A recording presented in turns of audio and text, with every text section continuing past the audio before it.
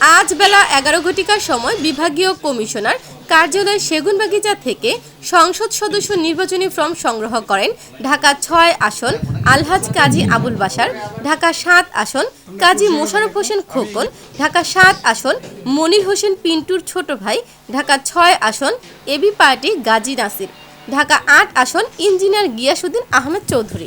আমি ঢাকা ৭ আসন থেকে আল্লাহর রহমতে ঢাকা ৭ আসন থেকে নমিনেশন কিনলাম। বলো কি? আমার নাম আলহাজ মোশাররফ হোসেন খোকন।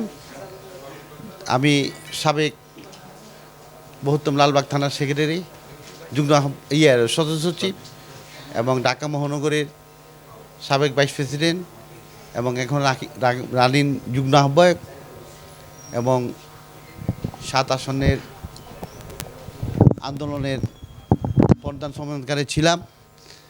এখন নমিনেশন নিলাম। জনগণ ইনশাল্লাহ সামনে যদি আমাকে আমাদের ভারপ্রাপ্ত চেয়ারম্যান তারেক রহমান সাহেব স্যার নমিনেশন দেয়, ইনশাল্লাহ আমি ৭ আসনের জনগণকে নিয়ে আমি আমার বিএনপি নেতাকর্মী এবং অঙ্গ সংগঠনের নেতৃবৃন্দকে নিয়ে আমার ঢাকা ৭-এর মা বোনকে নিয়ে ইনশাল্লাহ বিপুল ভোটে দানের শীষের জয়যুক্ত হয়ে ইনশাল্লাহ আমি ভারপ্রাপ্ত চেয়ারম্যান জনাব তারেক রহমান স্যার এবং আমাদের 3 বারের প্রধানমন্ত্রী দেশনেত্রী বেগম খালেদা জিয়াকে ইনশাল্লাহ আমি এই ৭ আসন উপহার দেব ইনশাল্লাহ।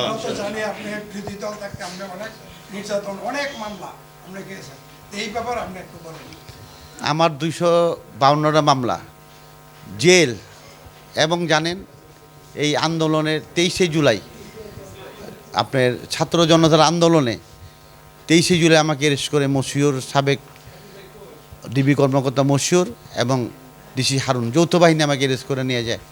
8 দিন গুম রাখে। গুম রাখার পর আমার উপরে এত নির্যাতন করে যে আমি 1 মাস উঠবোট করে নামাজ পড়তে পারি নাই। তারা আমাকে চালান দেয়, তারপরে কোর্টে চালান দেয়। কোর্টে চালান দেওয়ার পরে কোর্ট না জামিন দিয়ে আমাকে কারাগারে নিক্ষেপ করে, কেরানীগঞ্জ জেলে কারাগারে নিক্ষেপ করে। নতুন করে 5 তারিখ স্বাধীন হয় দেশ। আমি 6 তারিখে রাত্র 9:30টায় কেরানীগঞ্জ জেলখানার থেকে আবার জনগণের মাঝে ফিরে আসি। আমি আশাবাদী যে আমাদের ভারপ্রাপ্ত চেয়ারম্যান জনাব তারেক রহমান স্যার 25শে ডিসেম্বর আসতেছে। ইনশাল্লাহ আমাদের বাংলাদেশের একটা সর্বশ্রেষ্ঠ মিলনমালা মিলবে। ইনশাল্লাহ আমাদের ভারপ্রাপ্ত তারেক রহমান স্যার আমাদের বিবেচনা করে চিন্তা ভাবনা করে ইনশাল্লাহ আমাকেই তারা নমিনেশন দিবে। হ্যাঁ, তো ইনশাল্লাহ আমাদের এটা দানের শীষের সিট। এটা আমরা দানের শীষ জনগণ অকুল হয়ে আসে যে আজকে জনগণ দানের শীষে জন্য ভোট দেওয়ার জন্য রেডি হয়ে আছে। ইনশাল্লাহ শুধু এখন সময়ের ব্যাপার।